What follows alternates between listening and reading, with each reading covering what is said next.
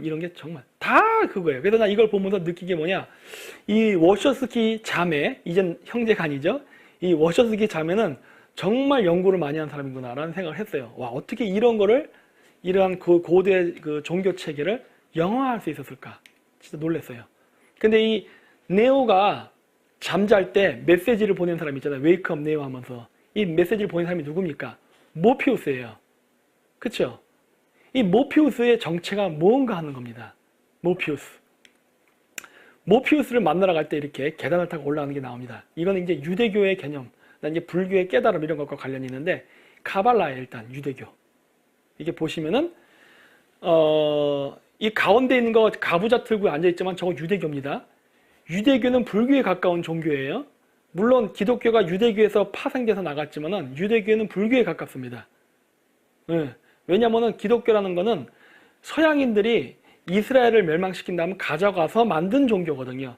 그래서 그 서양인화 됐어요, 기독교는. 하지만 유대교는 원래 중앙아시아, 시베리아 샤머니즘을 기원으로 했기 때문에 굉장히 동양적입니다. 그래서 윤회라는 개념도 있고 깨달음, 해탈 이런 개념이 유대교에는 존재해요. 물론 기독교에는 존재하지 않아요. 그래서 이 유대교가 2000년 동안 서양화된 기독교한테 탄압을 받았던 겁니다. 네. 그래서 보면 이렇게 유대교에서도 가부좌를 틀고 이 명상하는 이렇게 연꽃 모양 뭐 이렇게 만들어서 이렇게 해서 가부좌를 트는 모양으로 나와서 이렇게 카발라라고 해서 나와요. 이거를 생명의 나무라 그럽니다. 그래서 왼쪽에 보면 이렇게 나무로 묘사해 놨어요. 근데 나무로 묘사하고 또 뱀이 올라가 있으니까 너무 뭐 사탄 어쩌고 하는데 전혀 그런 거 아니에요. 뱀은 뭘 묘사하느냐? 바로 지그재그로 움직이는 기운을 상징합니다.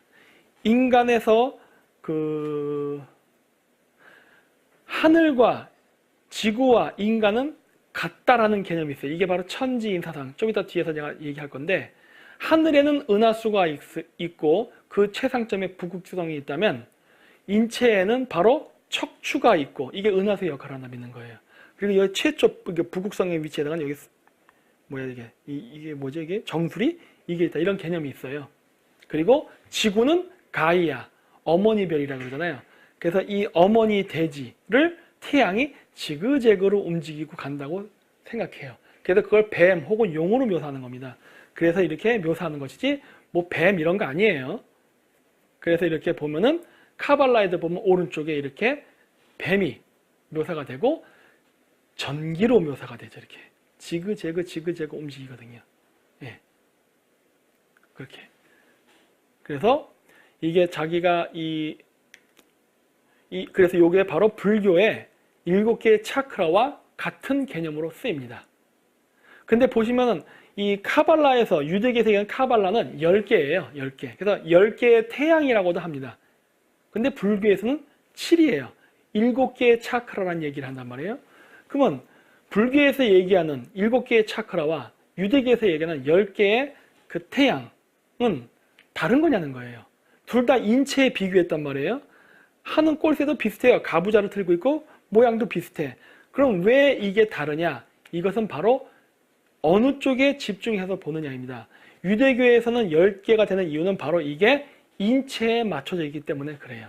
바로 보시면 맨 꼭대기 왕관 차크라, 불교에서는 거기에 해당하는 지역에 바로 케테르가 있고 그 밑에는 2개로 나뉘는데, 이게 왜냐? 이게 좌뇌 우뇌 2개가 있잖아요. 2개가 존재한다고. 그래서 2개. 그 다음 요 밑에 보면 여기도 2개가 있어요. 이거 왜 그래요? 허파에 해당하는 위치이기 때문에 그래요. 허파 몇 개 있어요? 2개. 그 다음에 심장의 위치. 그 다음 또 2개가 나와요. 왜 2개가 나올까? 신장이 2개거든요. 그래서 그래요. 그래서 이렇게 숫자가 10이지만 실질적으로는 7입니다. 인체공학적에 더 비중을 뒀기 때문에 그래요. 불교는 그게 아니라 그거를 그냥 하나의 개념으로 그냥 본 거예요. 그래서 이렇게 하나, 둘, 셋, 넷, 다, 7개예요. 그래서 유대교에서 얘기하는 카발라 철학과 불교에서 얘기하는 그 7개의 차크라는 같은 개념입니다. 그래서 불교에서는 깨달음, 해탈과 유대교에서 말하는 야훼, 신과의 만남은 같은 개념이에요. 그래서 꼭대기에 올라가면 이렇게 그 문을 열고, 마찬가지로 게이트죠. 만나는데 자기를 처음 그 메시지를 보낸 잠을 깨운 자, 각성시킨 자가 바로 모피우스죠. 이 모피우스인데 이 모피우스가 도대체 뭐냐는 거예요. 이 모피우스는요, 이름이 그리스 신화에서 온 겁니다. 그리스 신에 모르피우스라는 신이 있어요. 근데 이 모르피우스라는 신은 꿈의 신인데 이게 오늘날은 어떤 물건과 관련이 있는지 아십니까? 바로 모르핀입니다. 마약이에요, 마약. 왜? 각성제. 그래서 마약의 모르핀이 모르피우스랑 어원이 같습니다. 그래서 몽골 샤머니즘에서는 각성제로서 광대버섯을 쓴다 그랬잖아요. 그게 이 매트릭스 영화에서는 모르핀이라는 개념을 쓰다 보니까 이렇게 이름을 모피우스라고 이렇게 지은 거예요. 그래서 네오가 잠잘 때 잠을 깨워주고, 그리고 이 모피우스가 뭘 합니까? 선택을 하라 그러잖아요. 두 개의 알약이 있다. 빨간 알약과 파란 알약. 그 중에 파란 알약을 먹으면 이 꿈 상태를 계속 유지하면서 너는 평범하게 살아갈 것이고, 빨간 알약을 먹게 된다면 너는 고통스러운 현실을 깨닫게 될 것이다. 그리고 이 고통스러운 현실을 앞으로 개척해서 극복하는 일을 해야 될 것이다 해서 선택하라는 걸 얘기하잖아요. 왜? 몰핀이 바로 각성제 역할을 하니까. 근데 이 몰핀이 바로 그래서 그 마약, 모피우스 이름하고 연계되어 있다 했잖아요. 그래서 네오가 선택하는 약이 뭡니까? 빨간 약이었어요? 파란 약이었어요? 빨간 약이었습니다. 왜? 이 몰핀, 즉 각성제를 써서 환각 상태에서 그 깨달음을 얻는다. 이러한 거를 하는 역할을 했던 게 고대 샤머니즘에서 뭐였습니까? 광대버섯이었잖아요. 광대버섯의 색깔이 뭡니까? 빨간색이죠. 그래서 매트릭스에서도 물론 몰핀이 이러한 그 마약, 하얀색 마약을 상징하지만은 실질적으로 이거의 기호는 광대버섯, 붉은 버섯에서 왔기 때문에 빨간 약이 진실을 깨닫게 해주는 약으로 묘사가 되죠. 이렇게. 그렇죠? 그래서 매트릭스 영화에는 이런 것들이 굉장히 많아요. 그래서 그거를 통해서 자각을 하게 된다고 믿는 거죠. 그래서 모피우스, 그리스의 신입니다. 그래서 여기 보시면 고대 그리스 신으로서 무엇을 관장했느냐? 꿈과 잠을 관장했던 신입니다. 라고 나오잖아요. 그럼 왜 자빠져서 잠을 자? 그거는 마약을 맞았으니까. 환각 상태에서 신에 만나거든요. 그래서 이게 잠의 신이에요. 몰핀. 그래서 환각 상태, 자각 상태에 빠진다. 이런 건 얘기했죠. 그래서 신이 접신할 때 몽골 샤먼들이 뭐라 그래요? 토끼를 따라간다는 환각을 본다는 얘기했죠. 근데 정확히 그 얘기를 모피우스가 얘기하죠. 이사간 나라의 앨리스가 된 기분이겠지? 뭐 이런 식으로. 그렇죠? 그래서 자넨 곧 꿈에서 깨어나갈 걸세. 뭐 이런 식으로. 자각을 하는 역할을, 각성 이런 걸 하는 거를 모핀, 즉 독버섯이 했는데 그 해당하는 기능에 대한 대화가 네오와 모피우스가 만나서 하는 대화에서 나옵니다. 그렇게 눈에 보이는 대로 믿는 사람 같고 뭐 실제로 곧 깨어날 것이야. 뭐 자네가 노예라는 진실. 이게 뭐예요? 불교로 얘기하면 이게 바로 그 업이죠. 업. 그리고 이 기독교로 얘기하면 원죄론이에요. 노예는 종속돼서 사는 사람이잖아요. 자유인이 아니거든. 그래서 감옥에서 태어났다. 뭐 마음의 감옥, 이 불교적인 용어로 많이 쓰죠. 인체는 영혼의 감옥이다 이런 얘기 많이 쓰거든요. 그래서 이런 대화 내용이 쭉 나오면서 그러한 그 선문답에 대한 일종의 고대 그 초기 불교에서 나왔던 그런 이야기, 석가모니와 제자들 간의 이야기 같은 것들, 그런 것들이 이런 식으로 쭉 나옵니다. 그리고 이 이야기가 나올 때 이 네오가 모피우스를 만날 때 그 영화 장면을 보면 비 올 때 만나요. 막 번개가 치고 비가 올 때. 근데 그게 왜냐면은 이 그리스 신화에서 아이리스와 모피우스는 번개와 그 비바람의 신입니다. 아이리스가 비, 무지개 이거고 모피우스가 번개에 그거 해당해요. 그래서 그 네오가 여기 영화에 보면은 많이 올라가네. 이렇게 이 딱 들어가서 딱 모피우스를 만날 때 비가 오면서 번개가 꽝꽝 칩니다. 이 장면이 바로 뭘 상징적으로 보여준 것이냐? 바로 아일리스와 모피우스. 이거 상징해요. 바로 천둥번개. 동양 우리나라식으로 얘기하면 뭐예요? 풍백우사지요. 예. 그래서 풍백우사를 몰고 온 환웅이 곰에게 뭘 줍니까? 쑥과 마늘을 동굴에서 먹으라 얘기해요. 동굴? 동굴에서 그걸 먹으라고? 환각작용을 일으키란 말이네? 즉 기도를 하라고 하는데 신을 만나는 기도를 할 때 고대는 뭘 한다고 했어요? 환각제 쓴다고 했잖아요. 그러니까 쑥과 마늘을 먹으면 환각작용이 일어날까? 안 일어나죠.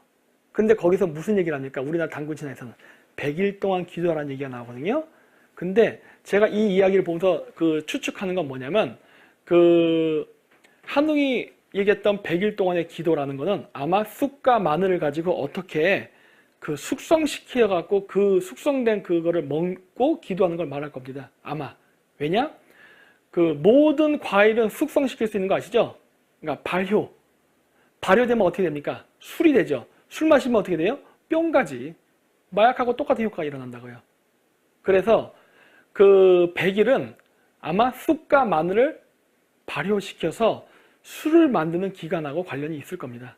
그래서 쑥과 마늘로 만들어진 어떤 그 알코올화된 환각물질을 먹고 동굴 속에서 명상, 즉 기도를 하는 그 과정을 아마 묘사했을 거예요. 그걸 아마 단군신화에서 그렇게 묘사했을 겁니다. 예. 그래서 우리나라에도 이 묘사가 있어요. 그래서 여기 보시면 이제 네오가 앞으로 새로운 태양이 될 것이라는 게 이렇게 쭉 그 대화 속에 나옵니다. 태양에 의존한다. 에너지의 원천에 태양이 없으면 안 된다. 뭐 이렇게 쭉 해서 인체에는 태양이 그 전기가 나온다. 이런 식으로 해가지고 인간과 태양을 동일시하는 그런 대화들이 쭉 나옵니다. 이렇게 쭉 나와요. 그래서 그 알약을 이게 주기 전에 이렇게 만날 때 이렇게 보면은 이렇게 거꾸로 피라미드 이렇게 모양을 해서 이렇게 모피우스가 와요. 피라미드의 거꾸로 된 모양. 이게 뭐냐? 그 조라스트교 그리고 이제 그 고대 신앙, 그 탱그리 신앙, 그 다음에 이제 그리스 고대 철학에서 나오는 물불바람흑 중에 물을 상징하는 겁니다. 거꾸로 된 피라미드는 물을 상징하고 원래 모양으로는 피라미드는 불을 상징해요. 그래서 물과 불을 합친 모양이 바로 이스라엘 깃발의 육방성, 다비드별이라 그러죠. 그거예요. 그 육방성을 한국에서 뭐로 묘사하냐? 태극문양. 물과 불의 결합. 해서 우리나라 태극기에 있는 그 태극문양은 이스라엘 국기에는 육방성과 같은 개념입니다. 근데 여기 보면은 매트릭스에서 보면 여기 거꾸로 된 피라미드가 나와요. 여기 보면은 여기 워터라 써 있죠. 왜냐? 네오는 물병자리 시대의 새로운 태양, 즉 메시아를 상징하기 때문에 물을 상징하는 거꾸로 된 피라미드가 나오죠. 여기서. 뭐 정의를 어떻게 되면 뭐 선문답적인 내용이 나는데 이건 통과할게요. 그래서 이제 뱀이 나옵니다. 아까도 얘기했듯이 뱀은 제가 사악한 동물이 아니라 그랬죠. 이건 상징적으로 쓰인다. 근데 매트릭스 영화에 보면은 그 매트릭스 세계에 들어갈 때 어떤 이런 그 콘센트를 꼽습니다. 그걸 어디다 꼽아요? 여기다 꼽아. 여기다. 왜 이런 컨셉을 잡았을까? 뭐 손에다 꼽아도 되고, 뭐 많잖아요. 뭐 똥구멍에 꼽아도 되고 구멍은 많은데 왜 굳이 여기라는 설정을 했을까 하는 거예요. 여기. 그거는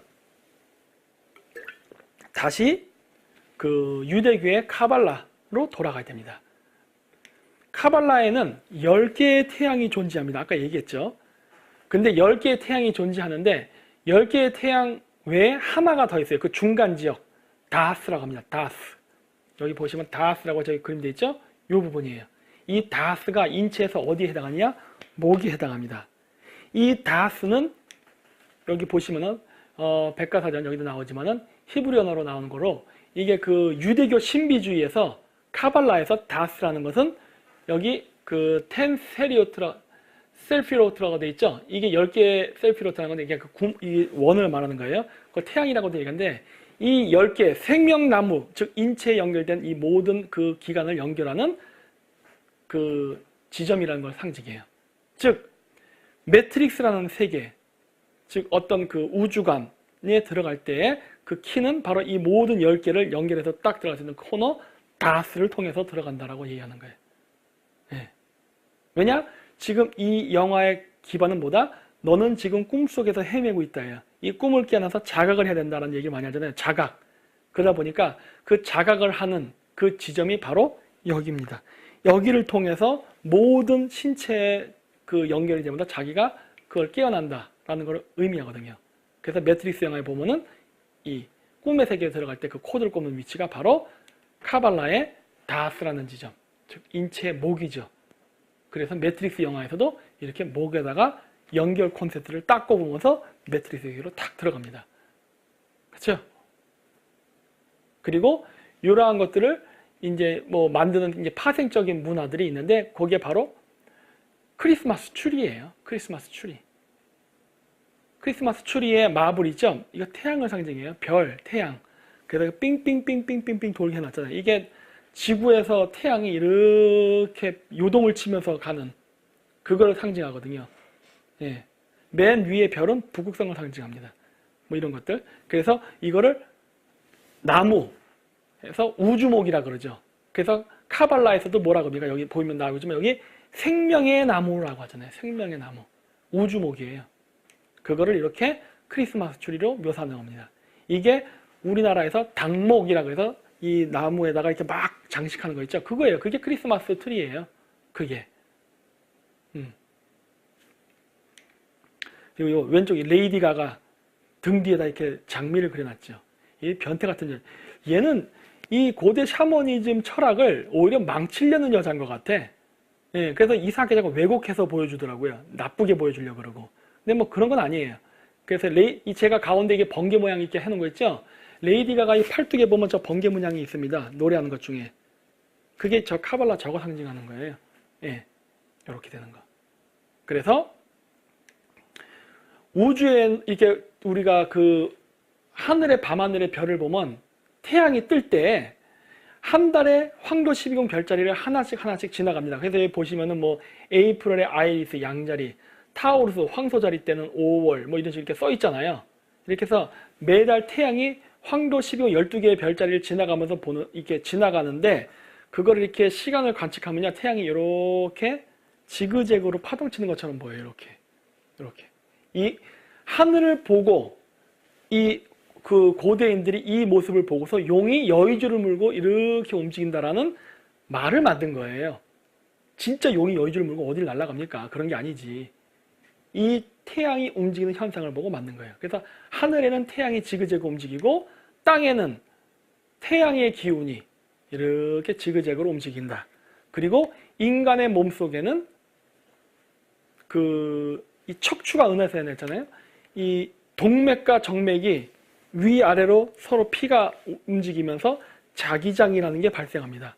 바로 이런 지그재그로 인간의 척추를 중심으로 이 자기장이 발생하거든요. 이 자기장이 발생함으로써 생명이 활성화된다는 생각이에요. 그래서 우주와 지구와 인간은 같은 원리로 작동된다 해서 이게 바로 우리가 얘기하는 천지 사상입니다. 그래서 탱글 시대에 보면 인간 여인의 몸에다 이렇게 뱀을 꼬아 모은 걸로 묘사가 되는데 이건 무슨 서양 기독교에서 얘기하는 무슨 사탄이 어쩌죠 그런 개념은 아니에요. 그건 바로 태양이 뱀처럼 움직이는 것을 묘사한 겁니다. 그리고 인간 몸에서도 마찬가지로 동맥과 정맥의 피의 흐름에 따라서 발생하는 자기장의 펄스, 맥박이죠. 이거를 묘사한 거예요. 그래서 이렇게 황도 12궁이죠. 가운데 조그맣게 있는 별에 있는 것은 북극성을 결정하는 5개의 별, 주변에 황도 12궁, 이 별자리의 모습을 이렇게 그리는 거예요. 그리고 이게 바로 아까 제가 했던 만다라라의 그림의 원래 모습이라고 했던 겁니다. 그래서 만다라가 바로 그 모습을 함축적으로 보여준다 한 거예요.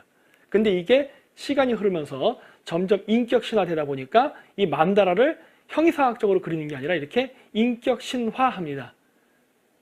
그래서 가운데 석가모니를 중심으로 4명의 승려가 배치되죠. 그게 바로 요거죠.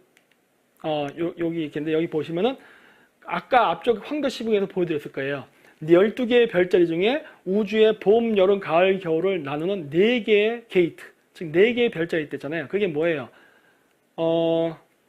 정갈, 황소, 사자, 물병이라 그랬잖아요. 4개.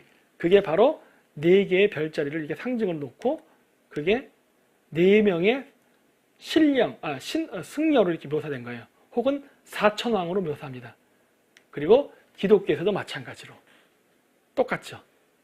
그래서 요거를 만다라라 불러요. 불교에서. 이거 만다라라 부릅니다. 이거 카톨릭에서 이렇게 그려놓고 뭐라 불러요? 만도리아라 부릅니다. 같은 개념이죠. 그래서 여기 보시면은 황소자리, 사자자리 나왔네. 황소자리, 정갈자리, 사자자리, 물병자리. 그렇죠? 그 가운데에 예수, 즉 북극성의 자리에 예수가 있다라고 묘사하잖아요. 그리고 왜 이렇게 타원형으로 된다 그랬죠? 제가 얘기했죠? 은하수와 황도가 지나가는 모양이 이렇게 다이아몬드처럼 보인다. 그 가운데는 북극성이 있다. 그래서 그걸 전시안이라고 묘사한다 그랬잖아요. 이렇게 묘사한단 말이에요. 똑같잖아요. 그래서 이렇게 영지주의 기독교에서도 이렇게 황도 12궁을 해갖고 인체다 이렇게 묘사하죠. 그래서 인간이 곧 하늘이다. 인내천 사상. 그렇죠? 이 인내천 사상은 한국에만 있는 게 아니라 이렇게 유대교에도 존재합니다. 하지만 기독교에는 없어요. 기독교에서는 신과 인간을 분리시켜 버렸습니다. 그렇지만은 유대교까지는, 그러니까 서양인들이 유대교를 가져가기 이전까지는 유대교에서도 신과 인간은 일체화돼서 보는 개념이 있어요. 즉 내가 소우주다예요. 저기는 대우주, 여기는 소우주. 이렇게. 그래서 마에트리아, 미륵, 메시아의 재림 이렇게 얘기하는데 이게 뭐냐면 그 고대 탱그리 사상에 의하면은 하늘의 기운을 받아서 인간이 지상에 태어나서 이 세상을 구원한다는 생각이 있어요. 네, 그래서 이런 생긴 건데 이거를 이제 그 힌두교라든가 이 고대 종교에서는 마에트리아라 불렀고 이게 우리나라에서 이제 범어 한자로 번역되면서 미륵이란 단어가 된 거고 이게 유럽에 가서는 메시아라는 단어가 된 겁니다. 그래서 보시면 뭐 매트릭스가 건설될 때 안에서 태어난 자가 있었지. 뭐 그는 원하는 바를 바꿀 수 있는 능력이 있었어. 매트릭스를 보기에 합당하게 바꿀 수 있었지. 뭔가 신의 이미지죠. 이 세상을 창조했고 합당하게, 즉 신이 보기에 좋게 만든다. 창조자의 이 메시지를 말을 얘기하잖아요. 그가 최초로 우리를 풀어주고 구원해주고 진실을 가르쳤지. 뭐 매트릭스가 존재하나 인류는 자유를 얻지 못해. 그가 죽은 후 오라클은 그의 재림을 예언했지. 이게 지금 예수에 대한 이야기잖아요. 예수에 대한 이야기를 이렇게 매트릭스에 비유해서 했죠.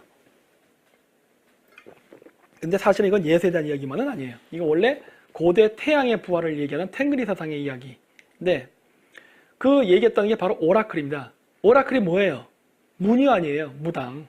그래서 보세요. 여기서 제가 아까 커피 얘기했었죠? 이렇게 어두침침한 곳에 이렇게 오라클, 무녀가 있었단 말이에요. 이렇게 샤먼이죠. 그래서 신의 메시지를 받는 역할을 하는 거예요. 그러니까 그 뭐예요? 신의 메시지를 무녀를 통해서 이야기한다. 이 개념이 아까 매트릭스에서 모피우스가 얘기하는 그 내용이에요. 그래서 이 새로운 그 구세주가 다시 재림할 것이다 라는 식으로 메시지 남기는 게 나오죠. 그래서 그게 매트릭스를 파멸시키고 전쟁을 종식시킴으로써 인류를 구원할 것이다 그런 얘기하는데 그게 뭐냐? 과거의 틀이 깨지고 새로운 틀이 형성된다예요. 네. 그래서 이건 천문과 관련이 있고 이렇게 탱그리의 부활 주기. 이건 아까 얘기했죠? 별자리가 이동하면 신의 이미지는 변한다. 그래서 1년 365일, 1년 동안 태양의 생명 주기는 365일입니다. 고대인들은 12월 21일 동지가 되면 태양이 죽는다고 믿었어요. 그러니까 12월 20, 그러니까 태양의 수명은 365일이고 12월 21일 날 태양이 죽었다가 22, 23, 24, 3일 동안 태양이 안 떠서 암흑의 시대를 가지고 있다. 25일이 되면 다시 태양이 뜨면서 부활을 한다 믿었어요. 그래서 항상 태양은 죽었다가 다시 부활하고 죽었다가 다시 부활한다고 믿는 거예요. 그게 바로 소주기인 365일에서도 그래요. 그리고 대주기, 태양이 황도 12궁을 지나가는 대주기 25,920년이거든요. 그 주기에서도 태양이 이 별자리에서 다음 별자리로 이동하는 대주기의 새천년의 변혁의 시기가 되면 새로운 메시아가 온다라고 믿는 거예요. 그래서 그러한 이미지가 만들어집니다. 이건 제가 나중에 따로 또 좀 상세히 설명할게요. 그래서 이렇게 고대인들은 황소자리 시대에는 황소자리를 상징하는 메시아가, 양자리에는 양자리를 상징하는 메시아가, 물고기 자리에는 물고기 자리를 상징하는 메시아가, 그 다음 물병 자리에는 물병 자리를 상징하는 메시아가 태어난다고 믿는 거예요. 그리고 그 메시아는 반대편 별자리의 기운을 받아서 태어난다고 믿었습니다.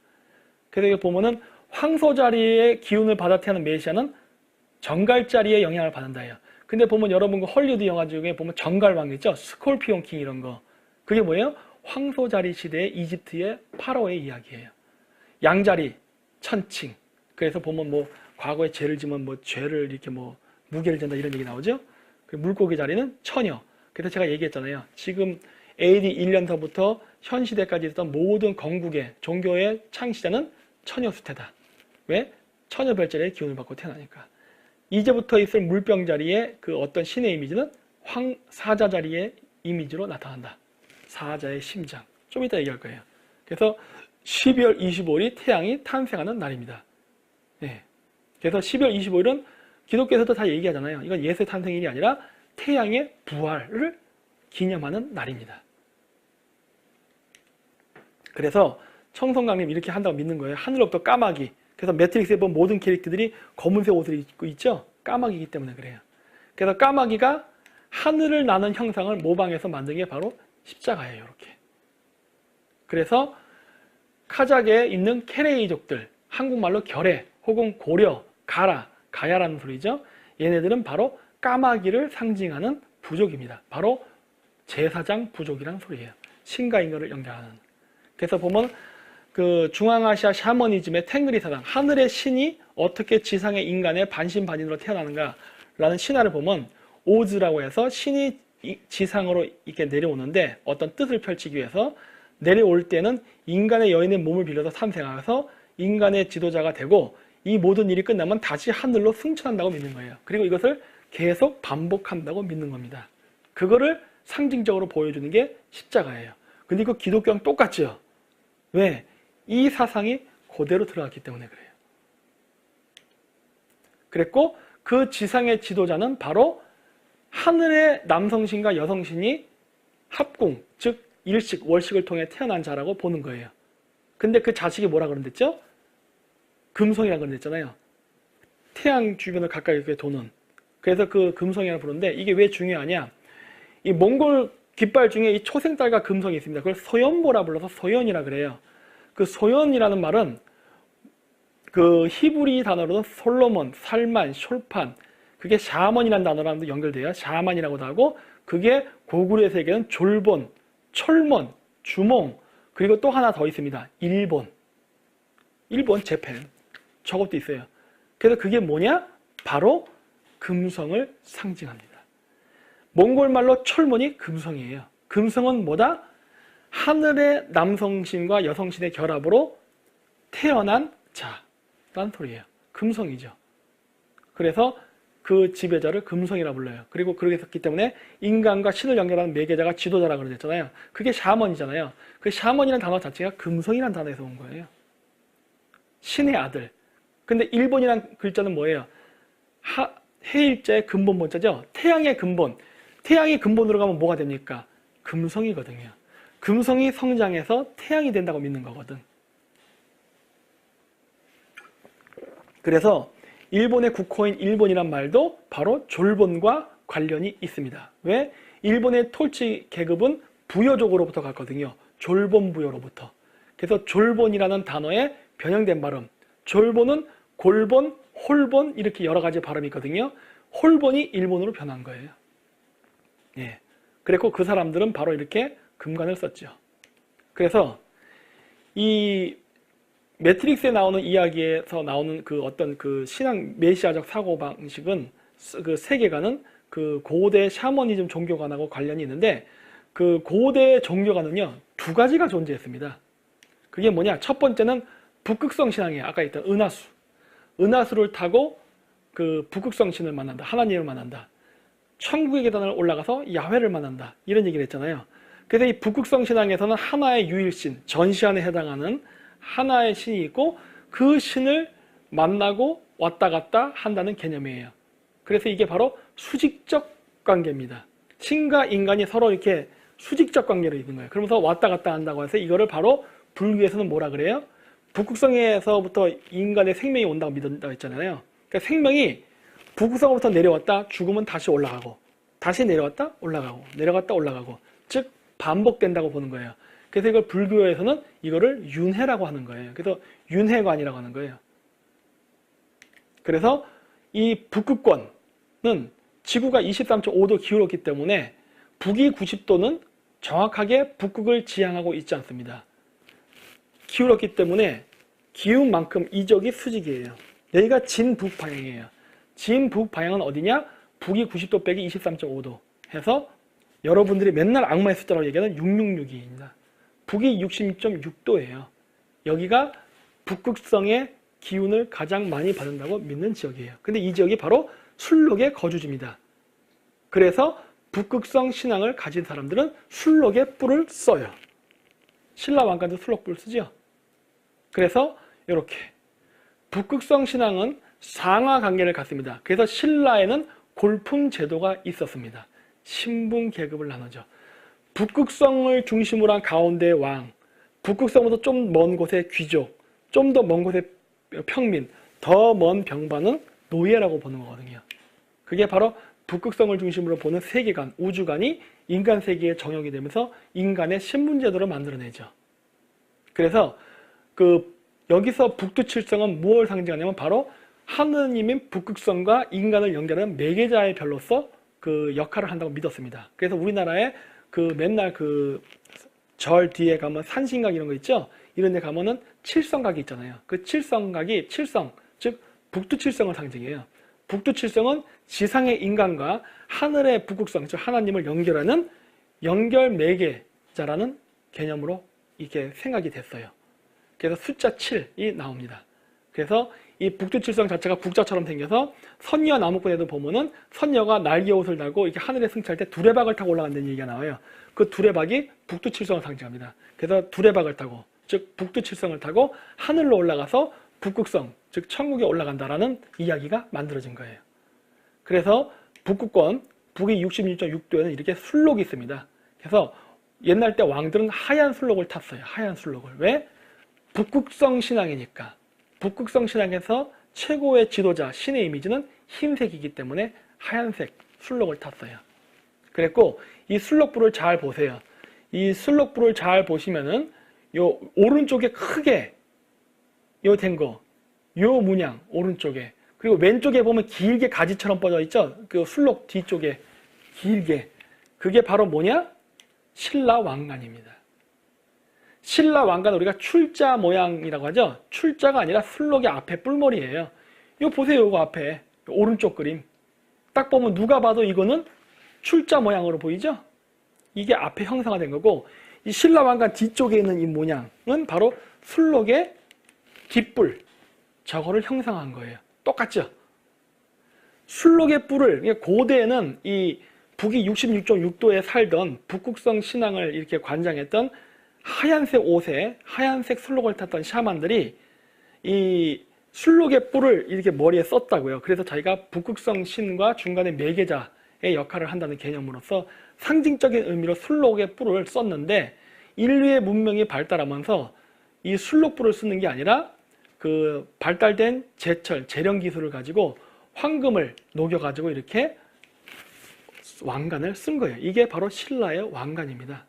그래서 신라의 왕관은 바로 술록뿔과 관련이 있는 거예요. 그렇죠? 그래서 이렇게 쓰는 신앙이 이렇게